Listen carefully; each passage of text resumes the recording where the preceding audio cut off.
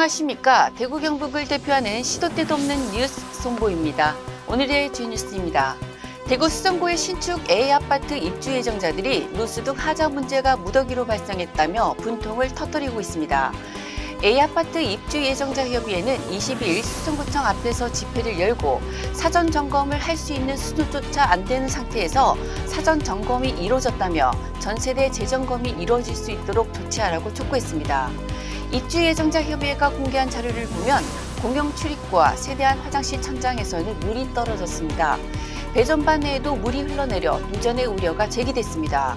또 세대 내 바닥에는 망치로 찍어내린 것 같이 원형으로 시멘트가 부서져 있었습니다. 시공사 관계자는 전 세대에 대한 재점검은 수용할 수 없다며 공정별로 시공을 마무리해가고 있다고 주장했습니다. 홍준표 대구시장이 22일 간부회의에서 열린 도시로 나가기 위해 오늘 이후 공무원뿐만 아니라 시 산하기관의 모든 인력 채용 시 지역 제한을 전면 철폐하라고 주문했습니다. 그간 대구시 공무원 임용을 위한 공개 경쟁 시험을 치르기 위해서는 응시자가 시험일 기준 대구 지역에 거주하거나 과거 3년 이상 대구에 거주해야 했습니다. 전국 우수 인재들이 대구에 유입될 경우 지역의 새로운 활기를 불어넣을 것으로 기대됩니다. 법인 택시 월급제 전국 확대 시행을 한 달여 앞두고 택시 업계가 크게 술렁이고 있습니다. 전국 택시 노동조합 연맹과 전국 민주택시 노동조합 연맹, 전국 택시 운송사업조합 연합회 등 택시 노사는 22일 공동 성명서를 내고 시행 불가능한 법인 택시 월급제를 즉각 개정하라고 주장했습니다. 국회는 지난 2019년 법인 택시 운송 종사자의 처우 개선 등을 목적으로 소정 근로시간 산정 특례, 일명 법인 택시 월급제를 법제화했습니다.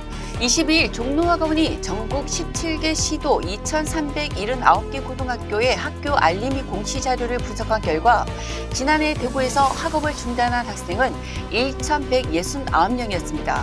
전체 학생의 2%가량입니다. 경북 지역 학업 중단 학생은 1,241명으로 전체 학생의 2%가량이 자퇴 등의 이유로 학교를 떠났습니다. 전국적으로 학업 중단 교구생은 25,792명으로 집계됐습니다.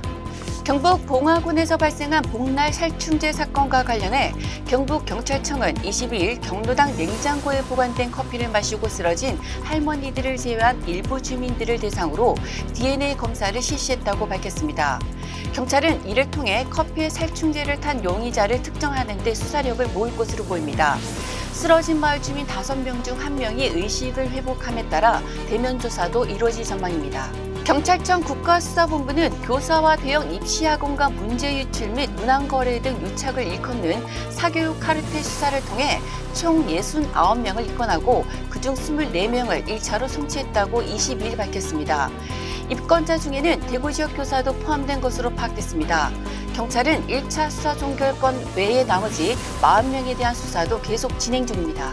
지금까지 7월 23일 화요일 영남일보 시도 때도 없는 뉴스였습니다. 다음 시간에 뵙겠습니다.